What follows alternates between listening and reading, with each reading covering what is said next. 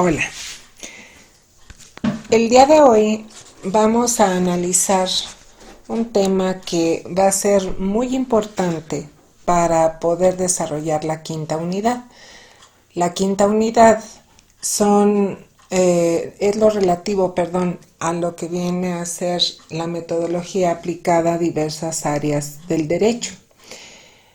En este caso, fíjense que esta parte no viene en su libro, es una conferencia que hemos preparado para darles esa introducción, de tal forma que ojalá y pongan mucha atención porque vamos a dejar un trabajo al respecto.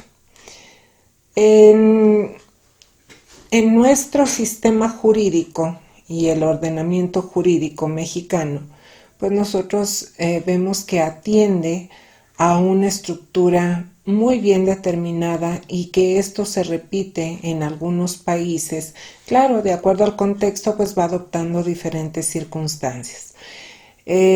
Vamos a ver un tema pues que es medular y que a partir de este podremos entender perfectamente el contenido de lo que viene en el desarrollo de esta última unidad de la materia de métodos y técnicas de la investigación jurídica. Esta conferencia se denomina Sistemas Jurídicos Contemporáneos, como subtema Familias Jurídicas. Antes de hablar de familias jurídicas, tendríamos que esclarecer tres conceptos que vienen a ser fundamentales, pero que existe una confusión entre autores o juristas respecto de los mismos. Hay tres conceptos a los que me refiero: sistema jurídico, familia jurídica y lo que viene a ser la tradición jurídica. Entonces vamos a empezar definiendo lo que es cada uno de estos conceptos para ver las diferencias que con esto se dan, ¿sí? Entonces, primero que nada, tenemos que entender que el sistema jurídico es un conjunto articulado y coherente de instituciones, métodos, procedimientos y reglas generales que constituyen el derecho positivo en un lugar y tiempo determinados. Cada estado soberano cuenta con un sistema jurídico propio. Esto no lo vayan a confundir ustedes con ordenamiento jurídico. Un ordenamiento jurídico es el conjunto de normas jurídicas. Pero pues, ¿de qué servirían las normas jurídicas si no tenemos instituciones que las lleguen a aplicar? Y esas instituciones deben contar con una serie de instrumentos para poder aplicar el procedimiento, y de esta forma esas instituciones llegan a aplicar las normas jurídicas a los casos concretos. Por eso, sistema jurídico, dicho sea de paso, es diferente a ordenamiento jurídico. El sistema jurídico es mucho más completo, abarca todas estas aristas. En otra definición más simple, señalan que es el cuerpo operativo de instituciones, procedimientos y normas jurídicas. Una cosa es el sistema jurídico y otra la tradición jurídica. Como ustedes podrán entender, la tradición en un pueblo pues es el conjunto de costumbres, de creencias, de aquello que se va formando con los usos, convencionalismos, etc. Bueno, pues hablar de tradición jurídica es diferente a sistemas jurídicos, porque la tradición jurídica es el conjunto de actitudes profundamente arraigadas y condicionadas históricamente acerca de la naturaleza de la ley, acerca de la función del derecho en la sociedad y en la forma de gobierno, y acerca de cómo el derecho debe crearse, aplicarse, estudiarse, perfeccionarse y enseñarse. Estos colocan al sistema jurídico dentro de un ámbito cultural, de tal manera que en cada país se tiene una tradición jurídica, ¿de acuerdo? Y en este sentido, pues, cada tradición jurídica tiene a su interior un sistema jurídico. ¿En dónde vamos a ubicar o a contextualizar esta conferencia? Miren, resulta que gracias a un fenómeno que es el que estamos viviendo, que se denomina globalización, gracias a este fenómeno pues han surgido diversas voces, las cuales señalan que vamos a tener que cambiar ciertas situaciones al interior de cada uno de los países. Pero vámonos un poquito más atrás, ¿sí? Ustedes saben que la sociología es la que se encarga de estudiar a la sociedad y para llegarle a estudiar la analiza desde diferentes cohortes o desde diferentes perspectivas.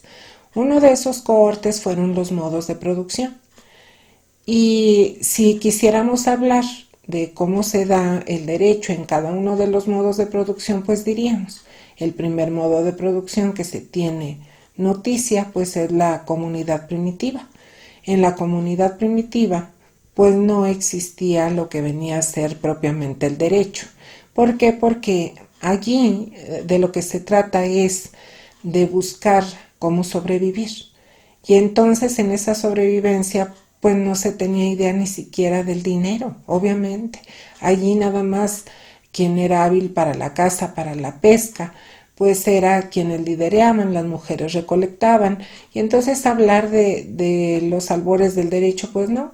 A lo mejor para algunos juristas se dice, bueno, si se tiene un antecedente remoto y ese antecedente remoto pues fue precisamente la ley del más fuerte. Lo acabamos de decir, el más hábil para la caza, para la pesca, pues tenía la posibilidad de poder llegar a mandar a la tribu. Después tenemos como modo de producción el esclavismo. En ese sentido, pues difícilmente también podemos encontrar al derecho propiamente tal y como nosotros lo ubicamos, por el hecho de que en el esclavismo, pues allí ya satisfechas las necesidades básicas, como diría Maslow, las necesidades básicas de una sociedad al tener ya que comer, cómo resguardarse las inclemencias del tiempo y demás. Bueno, pues entonces ahora sí se empezaron a preocupar por tener más. Y al pensar en tener más, bueno, aquí surge la figura del amo y la figura del esclavo. Y entonces era más poderoso el que tenía más esclavos, considerando a los esclavos como cosas. Y de esas cosas nosotros podíamos, en ese tiempo se podía usar, disfrutar, enajenar y hasta destruir la cosa propia. Luego viene el feudalismo.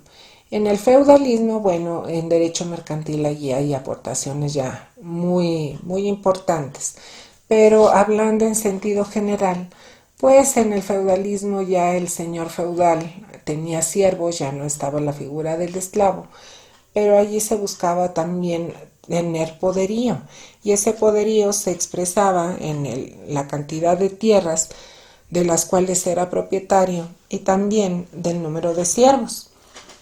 En general, ese fue un recorrido histórico, pero así súper rápido. A final de cuentas, después del esclavismo, estoy hablando grosso modo, ¿sale? Después del feudalismo, pues surgen dos modelos económicos, casi a la par, ambos con ganas de ser o convertirse en potencia mundial y ambos representados por diferentes países que querían ser precisamente quien liderara este tipo de modelos. Me estoy refiriendo al modelo del capitalismo y del socialismo. En estos dos, pues había una gran disputa, había muchas diferencias en cuanto a su naturaleza, en cuanto a su forma de desarrollarse y demás. Pero después de esto, a final de cuentas, nosotros hemos percibido que quien triunfó fue el capitalismo. Si bien es cierto que dan algunos vestigios por ahí de socialismo en algunos países, pues se entiende que estamos en un sistema capitalista en la mayoría de los países del mundo. No obstante ello, el ser humano siempre tiende a continuar, a avanzar, no se estanca. Y entonces, a partir de esta situación, pues nosotros pudiéramos decir que ese gran paso que continuó después del capitalismo, pues se le llamó globalización.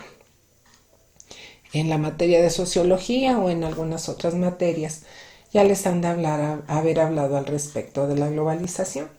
Pero en la globalización, también hablando así de una manera muy general, nosotros pudiéramos decir que es un fenómeno en el cual pues la tendencia era desaparecer las fronteras, que a final de cuentas vimos que no se han desaparecido, al contrario, se trató de darle prioridad a esto del libre comercio, que fue a final de cuentas lo más importante que impulsó la globalización.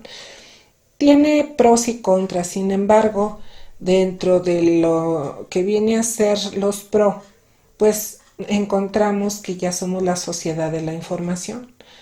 Gracias a esto, pues ya tenemos mucha información a través de diferentes medios o dispositivos, en los cuales ya no estamos esperando, por ejemplo, las noticias que a lo mejor suelen ser censuradas o que nos están diciendo mentiras. Bueno, pues nosotros vamos a encontrar que ya existen el Internet, y gracias a este mecanismo pues nosotros nos podemos dar cuenta de lo que está pasando no solo en México, sino en el mundo, y a veces hasta en tiempo real. De tal forma que hay varios beneficios de la globalización, pero se suponía que eran más beneficios que perjuicios, pero nosotros estuvimos observando lo siguiente. Cuando llegamos a ese fenómeno, resulta que los países también siempre existe esa avaricia y esa codicia, y hablaron de quienes querían liderar esta aldea global. Y por supuesto que uno de los países primermundistas, que fue Estados Unidos, consideró que estaba en las mejores condiciones de liderar esa aldea global, pero no contaba con la astucia de la Unión Europea, que también dijeron que ellos tenían esa posibilidad, y ahora pues China, que de un tiempo para acá pues vaya que ha impulsado fuertemente su desarrollo económico. Sin embargo, para ver quién era el que iba a liderar esa aldea global, pues entonces empezaron a tener ciertas disputas y empezó a existir una especie como de guerra, pero no de armas ni mucho menos, sino que para ver quiénes podían imponer ciertos criterios para poder liderar esa aldea global.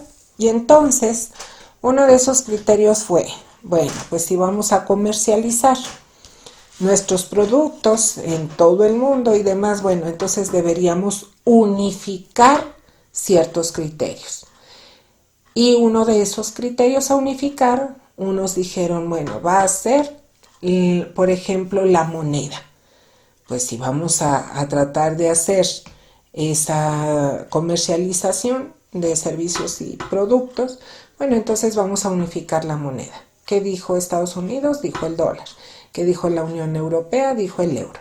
Y a final de cuentas, salvo esta situación que estamos viviendo, pues quien ganó la batalla, no la guerra, fue la Unión Europea, porque en el mercado está mejor posicionado el euro, o por lo menos estaba. Después dijeron, bueno, pues también para estar en esta aldea global necesitamos unificar el idioma. Y existió la disputa de si entablar o establecer como lengua diplomática el inglés, y la Unión Europea señaló que el francés. En este caso el inglés fue o es el que está predominando, porque incluso hasta para ciertos organismos internacionales se considera como la lengua diplomática hoy día por excelencia. Y así sucesivamente.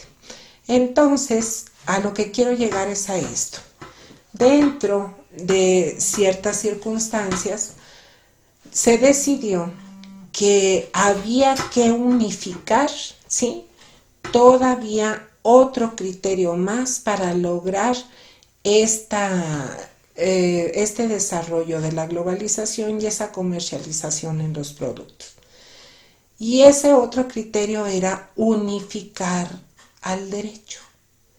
Y entonces la pregunta para ustedes sería, ¿se puede unificar el derecho? Y entonces yo creo que la respuesta es no, de entrada. A lo mejor la respuesta no me la van a dar en un primer momento en un sentido jurídico. Ustedes me pueden decir, no, no se puede unificar el derecho, pero ¿por qué no se puede unificar? Pues porque por obviedad estamos en contextos diferentes, somos culturas distintas, cada país se desenvuelve de una manera distinta, etcétera. Entonces, yo creo que muchos pudieran darme explicaciones en ese sentido. Pero hablar de esta unificación, fíjense que no es algo nuevo, no es algo que haya surgido precisamente con la globalización, sino que desde 1900 los comparativistas o internacionalistas, entre paréntesis, el comparativista es el estudioso del derecho comparado, acuérdense, el derecho comparado es el jurista que estudia el derecho o el sistema jurídico de un país en comparación con otro país. Ellos han intentado clasificar los países según diferentes criterios a fin de ser objeto de estudio de ese derecho comparado y así analizar la pertinencia de una legislación única, esto es, para unificar al derecho.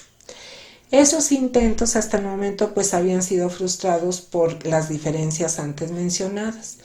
No obstante, este tipo de análisis permitirá ver esos criterios de clasificación y señalar ya en una respuesta 100% jurídica, señalar que no se puede unificar al derecho porque pertenecemos a familias jurídicas diferentes.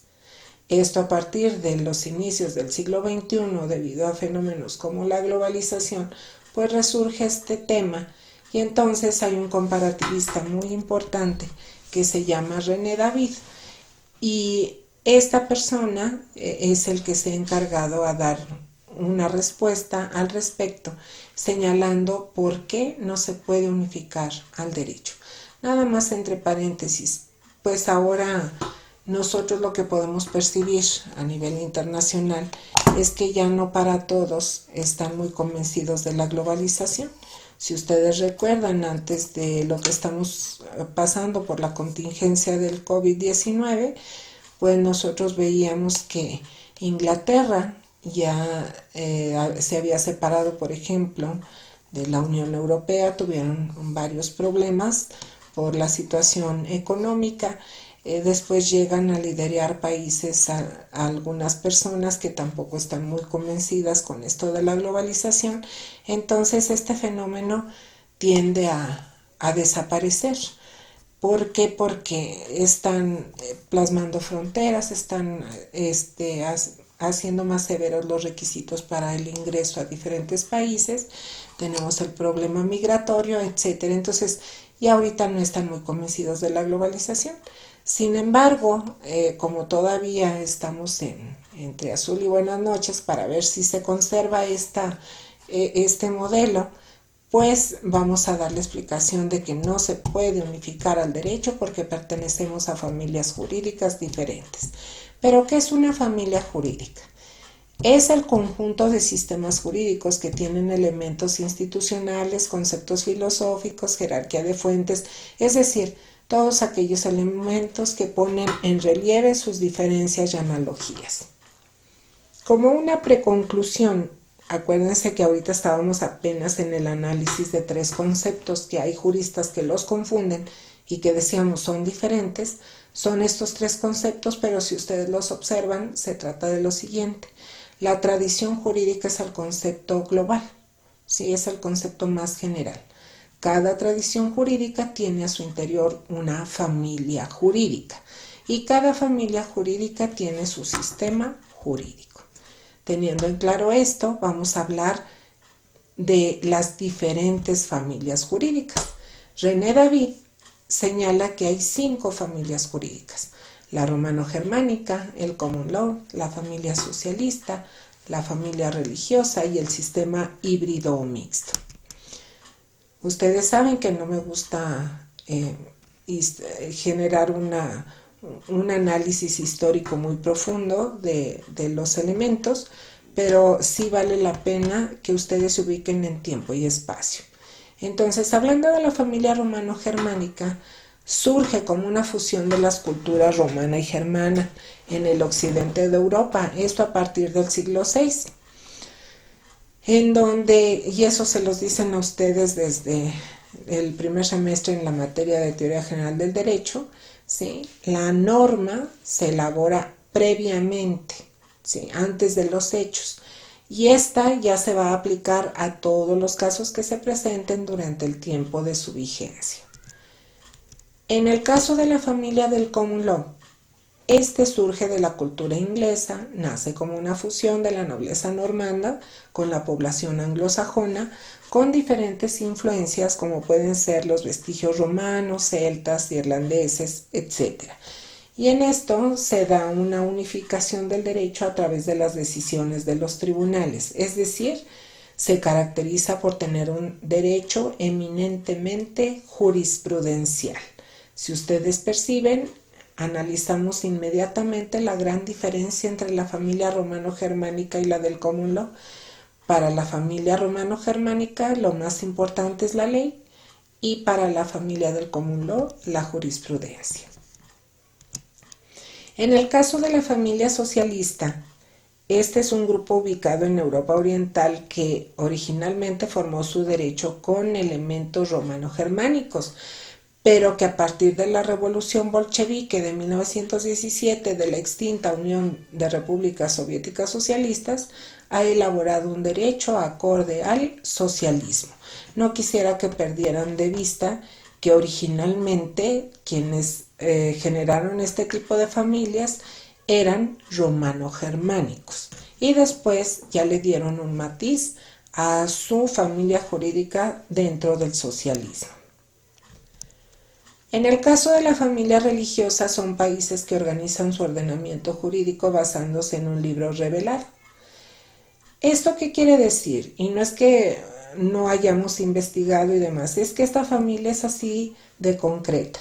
Para ellos, tanto su vida privada como la vida pública la rigen a través del libro del Corán. Es decir, ellos en el Corán hagan de cuenta que están aglutinando lo que es para nosotros la Constitución política y la Biblia. Entonces, ellos, toda su familia jurídica, todo su sistema jurídico se encuentra en el Corán. De tal manera que pues aquí les recomiendo que ahora que estamos en este tiempo de receso, si tienen oportunidad, vean la película de My Name is Khan, mi nombre es Khan.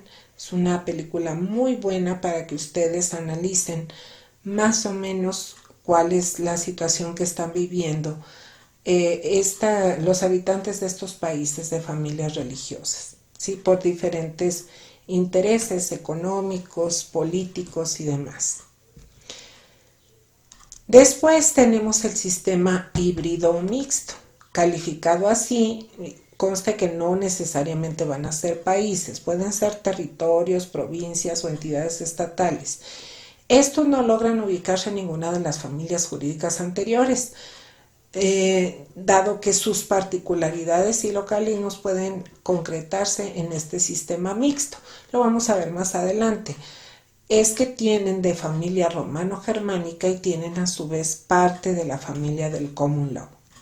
Bueno, René David no se queda solo en el señalamiento de que existen esas familias jurídicas, sino que también hace un estudio de cuáles son los países que pertenecen a cada una de las familias.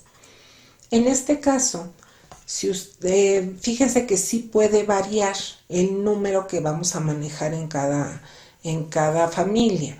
¿Por qué? Porque debido a ciertas circunstancias ha habido ya ciertos estados que quieren separarse del país al que pertenecen actualmente. Tal es el caso de Palestina. Resulta otro intento, por allí está Puerto Rico, etcétera. Esto hasta que no se consolide al 100%, pues entonces sí llega a impactar. Pero momentáneamente, bueno, pudiéramos decir en sentido general que vamos a manejar cifras aproximadas. De los países que pertenecen al Common Law, pues están Alaska, Australia, Belice, Canadá, Corea, por supuesto Estados Unidos. En total suman 70 países que pertenecen a esta familia jurídica. En la familia socialista Está Albania, Corea del Norte, Cuba, que ya está en un proceso de transición. Decíamos, ya está pasando del socialismo al capitalismo, están buscando ya el sistema democrático, etcétera. Pero en total sumaban 12 países. Luego la familia jurídica religiosa, las cuales está Afganistán, Egipto, Arabia Saudita, Irak, Líbano, pues puede considerarse el Medio Oriente, con un total de 32 países. En la familia jurídica con sistema híbrido o mixto, vamos a hablar un poquito al respecto. Miren, está Quebec, Luisiana, Puerto Rico, Filipinas. Esos son los únicos que tienen un modelo mixto. ¿A qué nos queremos referir? Pues tienen algo de romano germánico que se centra principalmente en lo relativo a lo público. Y también encontramos el common law en lo que respecta, es a la inversa. En lo público está el common law y en lo privado se encuentra el romano germánico. ¿Por qué Quebec? Bueno, es un ejemplo que vamos a tomar.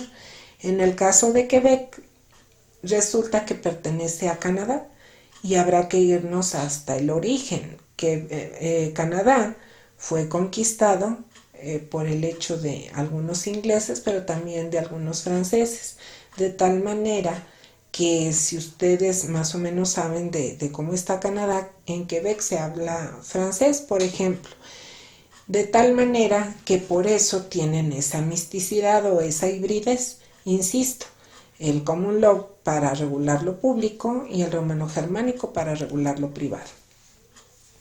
Dejé hasta el final el romano germánico porque a este es al que pertenece nuestro país.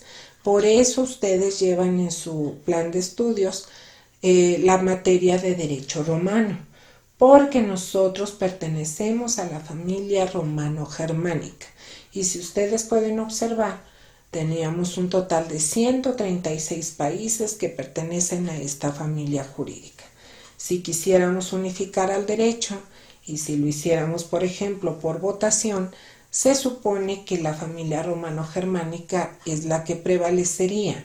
Sin embargo, nos estamos dando cuenta de que la que es una tendencia a sostenerse y además a ampliarse es la familia del common law, porque coincidentemente la mayoría de los que pertenecen al common law son potencias mundiales en sentido económico, y entonces ellos, por una forma natural, pues marcan el camino hacia donde debemos conducir no solo nuestro ordenamiento jurídico, sino nuestra economía, etcétera, etcétera.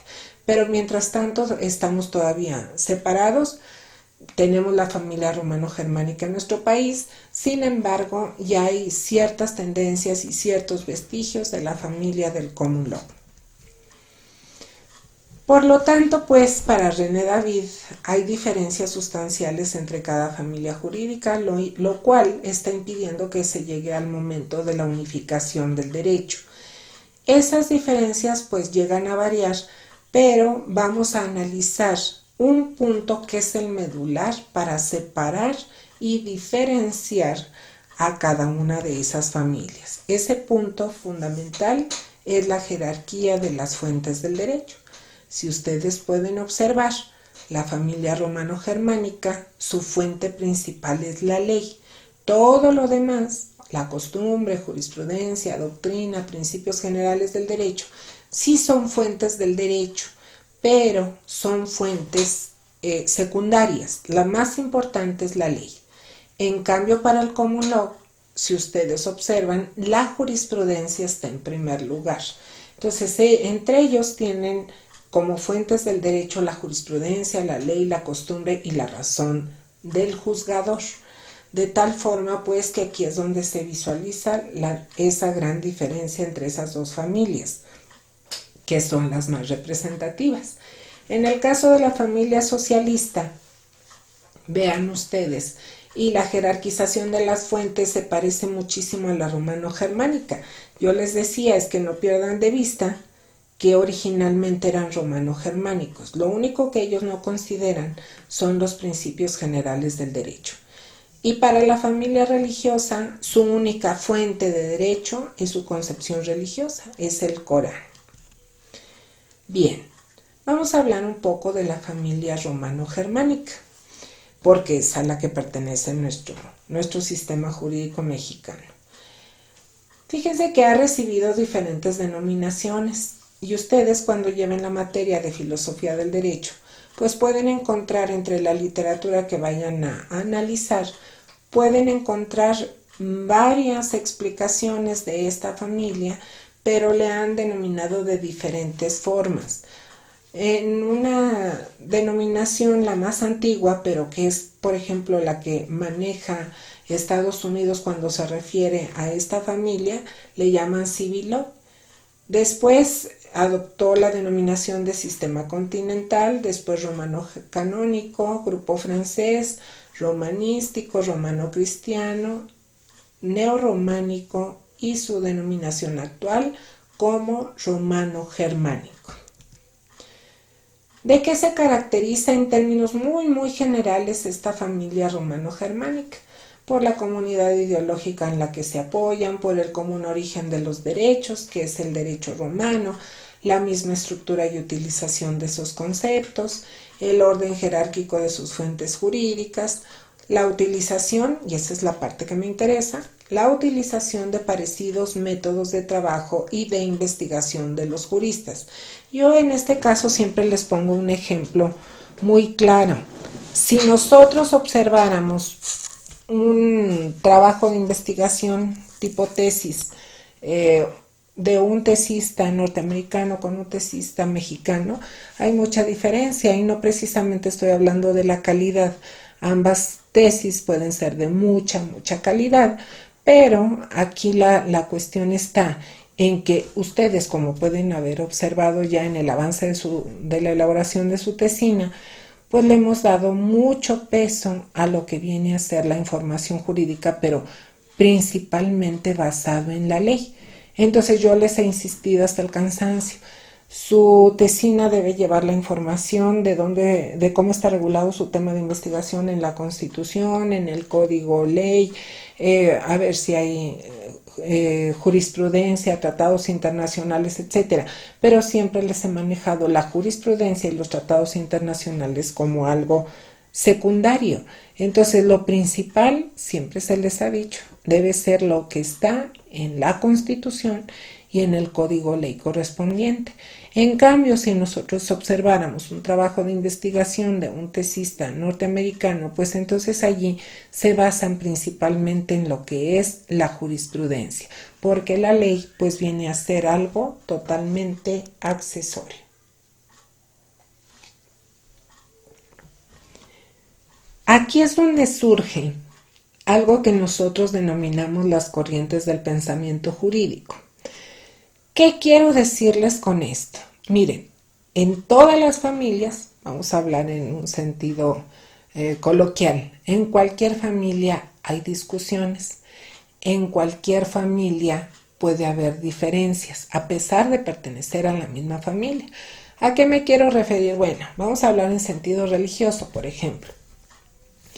Un padre puede ser, el padre de familia puede ser de la religión cristiana, la mamá puede ser católica y a lo mejor los hijos son ateos a medida que van creciendo o se van volviendo testigos de Jehová, etc. Entonces, a pesar de pertenecer a la misma familia, pues llegamos a tener diferencias de pensamiento y de actitudes y de creencias, etc. Bueno, pues eso pasa con nuestra familia romano-germánica. A nuestro interior, a pesar de ser todos romano-germánicos, a nuestro interior existen diferentes pensamientos jurídicos, los cuales nos ha llevado a sí convivir en esta familia romano-germánica, pero con muchas diferencias a nuestro interior. Entonces, vamos a hablar de estas corrientes de pensamiento jurídico que están prevaleciendo en nuestra familia jurídica. A partir de aquí yo creo que para ustedes iba a ser algo como que muy familiar porque fue lo que vieron en algunas materias de preparatoria. La primera corriente de pensamiento jurídico más representativa pues fue el justnaturalismo. Esta corriente a su interior todavía se siguen peleando y por lo tanto hay escuelas, hay teorías que son diferentes unas de otras. Sin embargo, tienen cuestiones en las que coinciden y tienen cuestiones en las que se diferencian, a pesar de ser justnaturalistas todos. En donde ellos difieren, es decir, en donde está la principal diferencia, es en el común origen de las normas naturales. Para algunos las normas naturales las da Dios, para otros las da la naturaleza y en otros casos dicen que es el reflejo de los derechos innatos del hombre. Por ejemplo, en la Edad Media, pues esta idea les llegó como anillo al dedo de que quien da las normas es Dios y que Dios es el que quiere conducirnos por X camino, etc.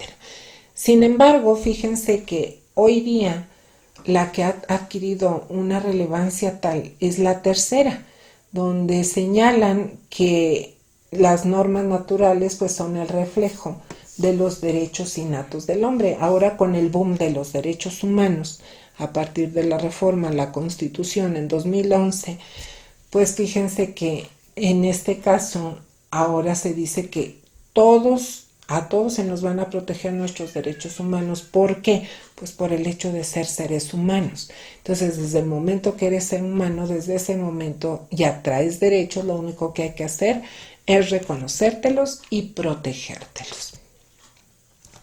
En donde ellos coinciden es en lo siguiente. Existe el denominado dualismo. ¿Qué quiere decir esto? La existencia de dos derechos. Uno, el derecho natural y otro, el derecho positivo. Pero si observan el esquema, el derecho natural está a priori. ¿Qué quiere decir eso? Antes de y por encima del derecho positivo. Esto se traduce en que el derecho positivo para los justnaturalistas solo es una transcripción de las normas naturales. Es que aunque no lo digan abiertamente, los justnaturalistas tienen un problema. Ese problema es que las normas naturales no son coercibles. Y la coercibilidad es algo muy propio de lo que viene a ser el derecho positivo o las normas en el derecho positivo. Les voy a poner un ejemplo. Si hablamos de que las normas las da Dios y en la religión católica tenemos los 10 mandamientos, pues quien cumpla los mandamientos, qué bueno, y quien no los cumpla, pues no hay una sanción efectiva en vida. A nosotros se nos dice que hasta que mueras, en fin, pero el derecho positivo, ese sí es en vida, el hecho de obligarte a cumplir con las normas. Ante esa impotencia que tiene el derecho natural, pues sí se vieron en la necesidad de apoyarse en el derecho positivo para que esas normas naturales fueran coercibles. Ahora, hay muchas escuelas y muchas teorías justnaturalistas, pero de las más relevantes y que ustedes verán con amplitud en la materia de filosofía del derecho es el tomismo, que por su nombre pues obviamente lo estuvo dirigiendo esta corriente Santo Tomás de Aquino. ¿Qué decía Santo Tomás de Aquino? Pues algo así: Dios, que es el creador del hombre y de las criaturas conforme con su inteligencia divina, crea las leyes eternas a través de los cuales el hombre se va a conducir por lo bueno y no lo malo, por lo justo y no lo injusto, y así obtener la felicidad eterna.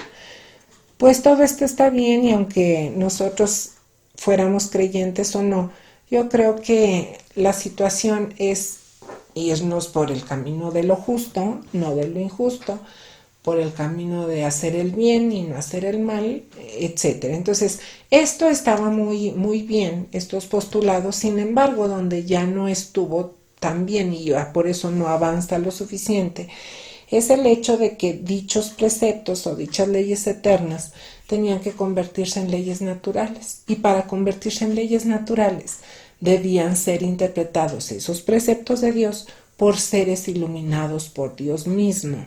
Y entonces aquí nosotros tenemos el problema de que observamos que todos los intérpretes de lo que dice Dios, pues tienen diferentes interpretaciones al respecto.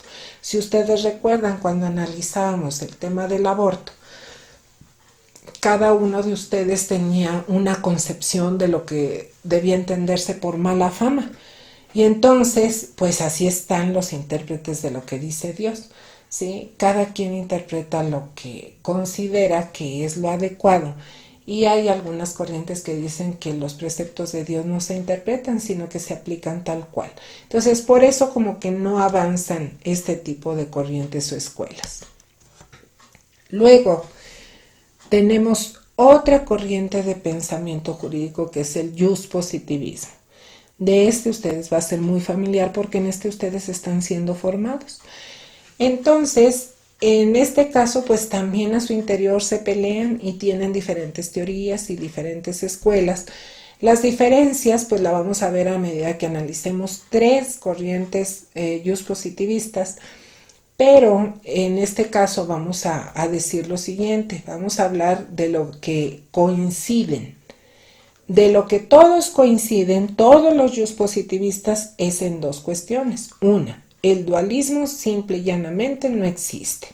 Es decir, antes del derecho positivo no está ni el derecho natural ni ningún otro derecho. El único que existe es el derecho positivo. Y el único que crea las normas jurídicas es el legislador humano invariablemente. De la gran diversidad de escuelas positivistas vamos a ver tres que son las que me interesan. No son las únicas que existen, pero estas tres me interesan para ver los contenidos de la quinta unidad. Y entonces está la escuela del exégesis, la dogmática jurídica, la teoría pura del derecho. Vamos a empezar con la escuela del exégesis.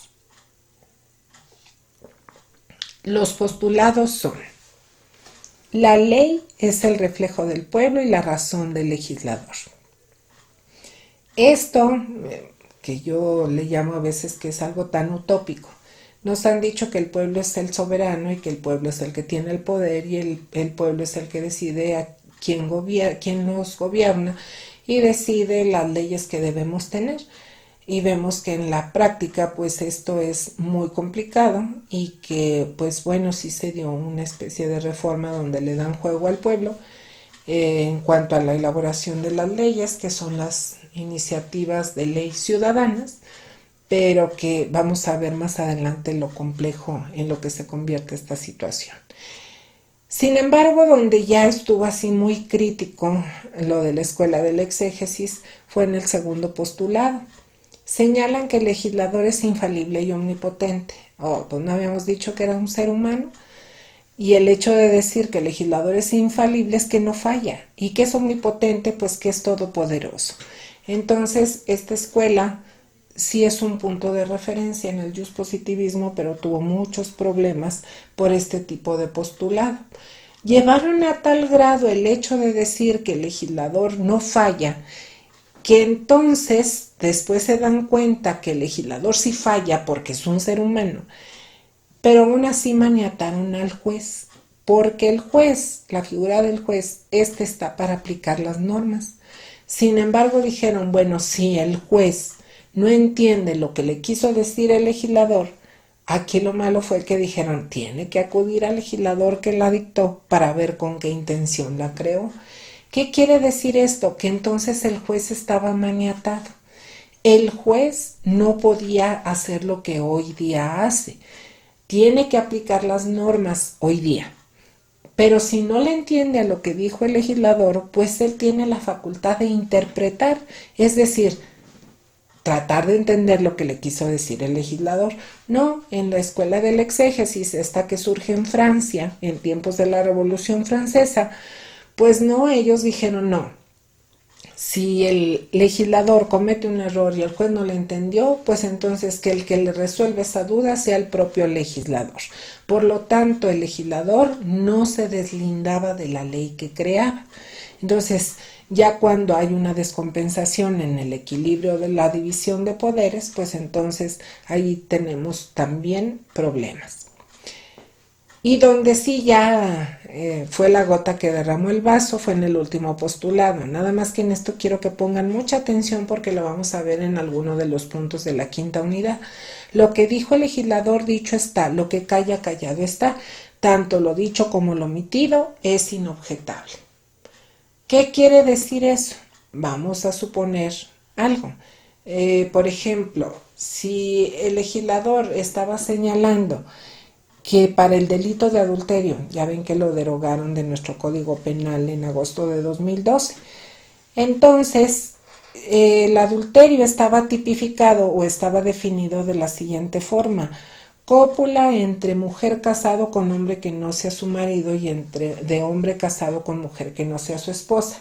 Con esa definición no estaba previendo las relaciones homosexuales, de tal manera que lo que dijo el legislador fue de que hubiera infidelidad entre heterosexuales.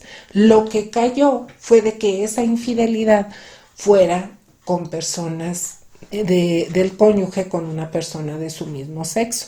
Entonces, en el ámbito del exégesis, lo que dijo el legislador dicho está, y lo que calla callado está.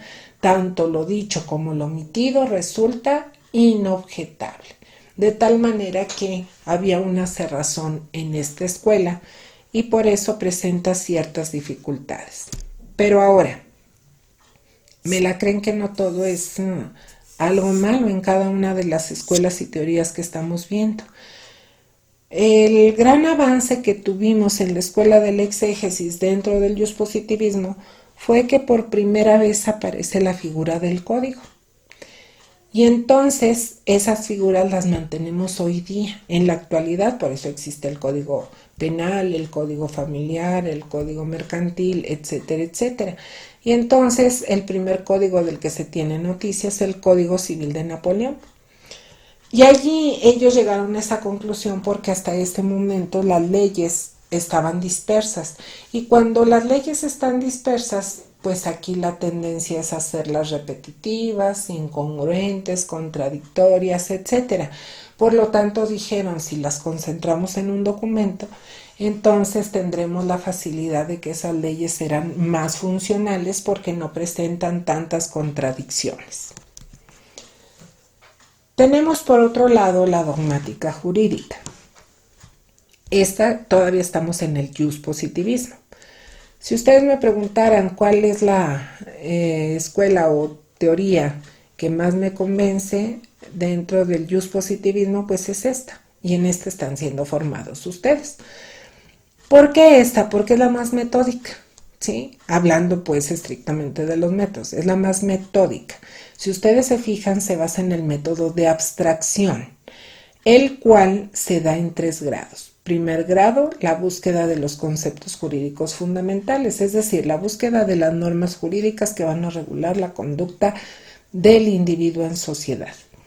Segundo grado, las instituciones jurídicas que aplicarán dichos conceptos. Hace un momento yo les decía esta situación.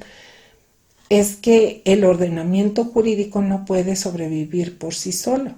Requiere de instituciones jurídicas que las vayan a aplicar. Y entonces en la dogmática dijeron, pues ya tenemos las normas jurídicas, ya tenemos las instituciones, debemos pasar a un tercer paso o debemos llegar a un tercer paso. Ese tercer paso o tercer grado es la técnica de interpretación, es decir, cómo le van a hacer las instituciones jurídicas para poder aplicar e interpretar las normas jurídicas.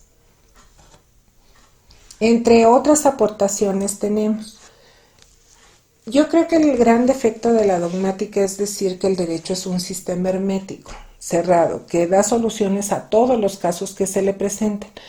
Nosotros decimos que esto es prácticamente imposible. ¿Por qué? Porque la sociedad es muy cambiante. A lo mejor el legislador es muy trabajador, el legislador a lo mejor está tratando de regular todo lo que se presenta hoy día en la realidad social. Sin embargo, pues la conducta social, la sociedad por sí misma tiene una cualidad o característica. Esa característica es de ser dinámica. Entonces apenas se está regulando algo el legislador cuando esa conducta a lo mejor ya tuvo ciertas modificaciones. Tal fue el caso del secuestro, por ejemplo. Primero era llevarse a la persona, pedir un rescate, regresarla, y entonces empezó a tomar diferentes matices hasta llegar a lo que tenemos ahora como secuestro virtual, como el autosecuestro, etcétera. Entonces el legislador jamás se da abasto. Por eso el ordenamiento jurídico, algo muy cotidiano, es que presente lagunas. Las lagunas es algo que no previó, pero allí sí no es porque sea un inepto o ineficiente, no, sino porque la sociedad está en constante cambio. Donde sí se dio un avance así muy importante es que el legislador se deslinda de la ley que crea y el juez puede aplicar e interpretar la norma jurídica basándose en documentos jurídicos. Si ustedes recuerdan, en la exégesis pues no se daba esta situación. ¿Sí? El juez estaba maniatado y el legislador no se separaba de la ley que creaba. Ahora en la dogmática no. Ya en Alemania se estaba proponiendo que el legislador creara la norma, ya no la volviera a tocar a no ser que la fuera a derogar o a abrogar, y que entonces el juez iba a tener las facultades que hoy día nosotros observamos que tienen. Va a aplicar y si no le entiende, pues va a interpretar basado en documentos jurídicos. Hay otra teoría juspositivista, que es la teoría pura del derecho, de Hans Kelsen.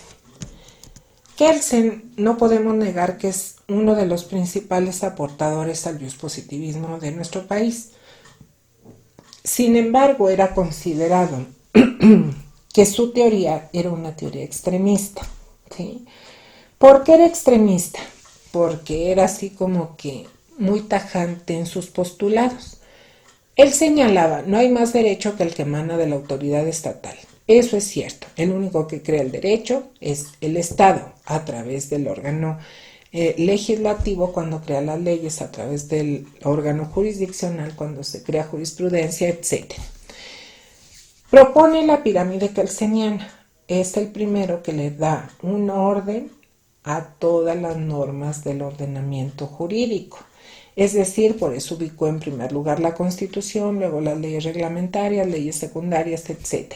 Sin embargo, con esto de la reforma de 2011 de derechos humanos, bueno, pues ya le dimos un pequeño cambio a la pirámide kelseniana porque incorporamos a los tratados internacionales, que aunque a la Suprema Corte todavía no le queda muy claro porque primero dijo que estaba por encima de la Constitución, otra no, que quedaba al parejo de la Constitución, y ahora que llegaron a la conclusión que no, que la máxima ley es la Constitución y en segundo plano son los tratados internacionales cuando se tenga que hacer conforme a ellos, pues entonces sí hay cierta modificación a la pirámide kelseniana.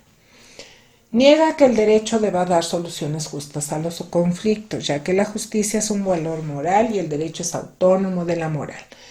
Creo que este es el postulado más tajante. A ustedes desde que entraron a la escuela lo primero que les dijeron es que el derecho debe buscar incansablemente la justicia. Sin embargo, tiene parte de razón. ¿Por qué tiene parte de razón? Pues porque cuando vimos el concepto justicia, analizábamos lo difícil que es lograr la justicia. ¿Por qué? Porque lo que es justo para una persona es injusto para la otra automáticamente. En fin, entonces decía que él se bueno, y como que para qué pelearnos por la justicia, si nosotros pudiéramos aplicar el deber ser. ¿En qué consiste el deber ser? Si una persona comete un ilícito, debe ser sancionada. Si no comete un ilícito, simple y llanamente no va a ser sancionada. Sin embargo, ustedes cuando lleven la materia de derecho penal observarán que, por ejemplo, en esa área, el deber ser pues no se aplica tan tajantemente. A veces hay personas que cometen delitos y no deben ser castigadas. ¿Por qué? Pues porque a lo mejor son inimputables por enfermedad mental, o a lo mejor no porque, por ejemplo, en el robo de famélico, que es una persona que es primigenio en la comisión del delito, o sea, que lo cometió por primera vez, que lo que está robando es para satisfacer, por ejemplo, una necesidad fisiológica que es la de alimentarse, y que lo hizo sin violencia, etcétera, y que no, esta persona pues está cometiendo un delito y solo por esa ocasión no se le debe sancionar por reunir esas características. Entonces no crean, nosotros sí aplicamos el deber ser, pero no tan tajantemente. Cuando les dejé la tarea de la ciencia del derecho, pues Kelsen es de los que señalan que existe la ciencia jurídica y él dice que deben estudiar al derecho tal y como es, independientemente de la moral, de la religión y principalmente de la política. Lamentable es que hoy día nosotros vemos que el derecho sigue reflejando moral, sigue reflejando religión y principalmente sigue reflejando política. Señalaba que existe una dicotomía, o sea, una especie de dualismo entre Estado y derecho.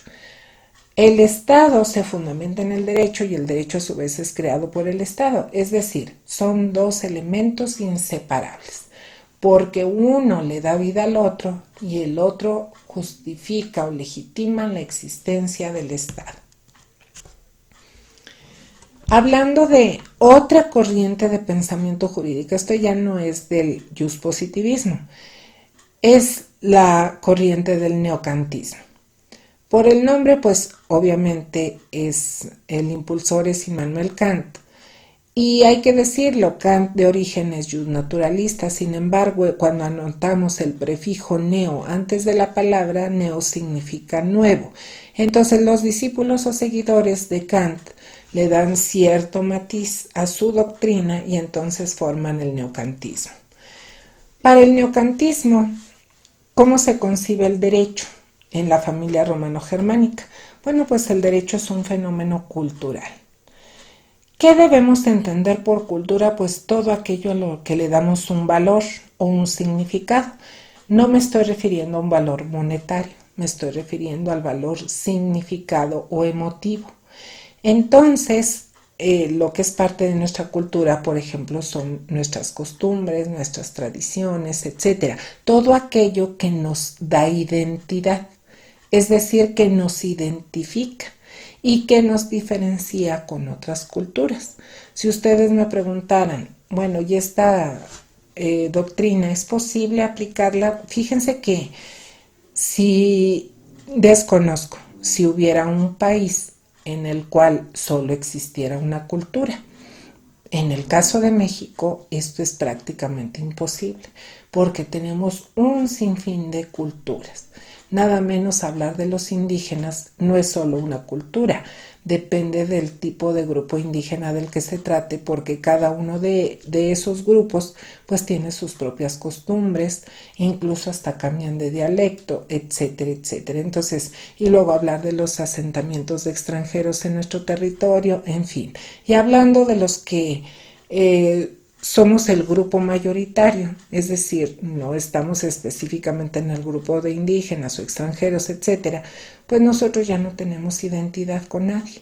¿Por qué? Porque también poco a poco, desde los 70, yo creo que allí empezó a verse este fenómeno. Estamos en el fenómeno de la transculturización. ¿Qué quiere decir eso? Pues que ya no tenemos cultura propia, sino que hemos retomado cultura europea, de Estados Unidos, etcétera, y hemos cambiado nuestra forma de ser, la forma de pensar, la forma de actuar, la forma de vestirnos, la forma de comer, etcétera, de tal manera que ya no nos parecemos a nadie. Entonces, yo creo que si hay un país que nada más tuviera una cultura, pues sería el derecho más respetado de todos. Yo sé de algunos países donde incluso ya no hay prisiones. Sí, ¿por qué? Porque los ilícitos que se cometen son los menos. Bueno, entonces es muy probable que allí no haya tanta diversidad cultural, porque todos ven en el derecho, en lo que ellos creen, en lo que ellos están conscientes y están asumiendo que deben respetar. En nuestro caso, porque hay tanta delincuencia, porque hay tanta violación a las normas jurídicas, porque cada vez nos vemos menos reflejados en el derecho, debido a que cada vez tenemos mayores diferencias unos de otros, hablando en sentido cultural. Ya casi para terminar, vamos a ver el realismo jurídico.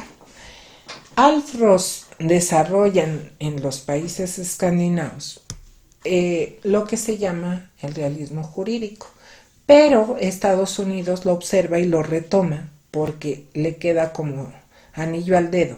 Y este es de la familia del common law. No lo estoy analizando porque sea de la familia romano-germánica. Pero ¿por qué me interesó decírselos? Porque para el realismo jurídico norteamericano señalaban que el derecho es el conjunto de decisiones judiciales. Ellos señalaban para qué se desgastan en estar estudiando al legislador y la ley, si a final de cuentas los jueces en los tribunales hacen lo que quieran con la ley. ¿Por qué? Porque se dejan llevar por elementos que les son totalmente ajenos, tales como la moral, la religión y principalmente la política. Pero también su estado de salud, su bagaje cultural, sus prejuicios, etcétera, etcétera. Y yo diría también hay otros elementos que son los menos, muy afortunadamente, que también pueden interferir en las decisiones de los jueces, que es la corrupción o que es una decisión basada en extorsiones, etcétera, etcétera. Entonces, en este caso, no porque nuestros juzgadores sean así como que lo medular en el ordenamiento jurídico y en este sistema jurídico, no. Sin embargo, nosotros no dejaremos de estudiar al legislador y a la ley, porque la ley es lo más importante. Sin embargo, no debemos dejar de lado la actividad del órgano jurisdiccional, o sea, de los jueces, de quienes aplican las normas, porque sí, a querer y no, sí se dejan llevar en ocasiones por estas subjetividades. Sin embargo, nuestro propio ordenamiento pues tiene ciertos mecanismos para proteger a las personas que van a ser juzgadas por jueces que se dejan llevar por este tipo de cuestiones, para tratar de evitar decisiones injustas. Bien, para terminar veremos a Marx. No porque sea positivista ni mucho menos. Sin embargo, fíjense que él, bueno, también habrá que decirlo, él ni siquiera era jurista, era economista. En este caso, Marx hablaba e impulsaba el comunismo. Sin embargo, dedicó gran parte de su vida a criticar el capitalismo, señalando que en el capitalismo existía, y que aún todavía esto se da, desigualdad social. Hay explotación del hombre por el hombre. La producción de satisfactores es irracional. ¿Qué quiere decir eso? Pues que se produce para exportar, para obtener plusvalor, etcétera, y no para satisfacer las necesidades de nuestra propia población. Dentro de esos postulados él señalaba algo que es medular y que hoy día nosotros lo podemos observar. Él señala que en una sociedad capitalista se maneja por una estructura y una superestructura, teniendo en cuenta que la estructura lo es la economía. Y entonces señalaba Marx, hacia donde va la economía, va el derecho, va la política y va la ideología. En este mismo sentido, y ya para cerrar, señala que el papel del derecho en el capitalismo pues es algo muy dramático, es muy triste, porque el derecho responde a intereses de clase social, que en este caso es la clase burguesa. Pero la clase burguesa es muy inteligente y no manipula el derecho de manera directa, sino que requiere de un intermediario que es el Estado. Entonces, a lo que vamos es a esto. La clase dominante manipula al Estado, porque el Estado es el que se encarga de crear al derecho. Y el derecho, nos guste o no nos guste, por mucha utopía y por mucha demagogia que se esté manejando, sigue reflejando en una carga principal o en un porcentaje mayoritario intereses de clase social que le sigue favoreciendo a esas personas que son las menos representativas en sentido de estadística, ¿sí? Porque la gran gama, la gran mayoría que somos proletariado, pues seguimos con ese conflicto de las luchas sociales. Bueno, Pues espero que esta plática haya sido primero ilustrativa, porque lo de menos era haber comenzado por las corrientes de pensamiento jurídico para que las recordaran y analizaran o vieran cuál es su impacto en las diversas áreas del derecho cuando hablamos de metodología. Sin embargo, yo quise hablarles un poquito más, generarles una cultura jurídica un poquito más amplia de qué es una familia jurídica, por qué estamos en la familia romano-germánica. Espero que haya sido de su interés y estén al pendiente para decirles cuál va a ser el trabajo relativo a esta conferencia. ¿Por qué? Porque de esta no hay cuestionario, más bien va a ser un trabajo específico. Saludos.